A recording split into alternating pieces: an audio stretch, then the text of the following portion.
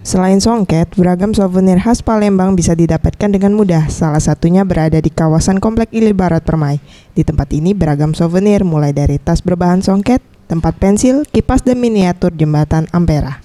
Salah satu penjual souvenir khas Palembang, Galuh Dewi Febil, yang ditemui Rabu 18 November 2015 mengatakan souvenir Palembang yang berbentuk miniatur jembatan Ampera diproduksinya sendiri. Miniatur jembatan Ampera ini terdiri dari berbagai ukuran, dari ukuran kecil hingga ukuran besar, dengan harga berkisar Rp10.000 hingga Rp175.000. Sementara untuk pengerjaannya sendiri tidak terlalu rumit. Dalam sehari, 5 miniatur ukuran kecil dan besar bisa diproduksi.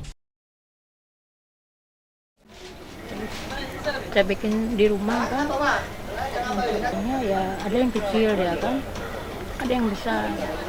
Kalau yang kecil itu antara 10.000, yang kecil sekali kan sampai 20. Saat ini miniatur jembatan Ampera produksinya hanya dipasarkan di Kota Palembang. Ia berharap pemerintah daerah untuk membantu memberikan bantuan modal agar ia bisa lebih banyak membeli bahan baku dan bisa memproduksi lebih banyak lagi. Mega Dwi Handayani, Ferry Jati Nugroho, Sriwijaya TV.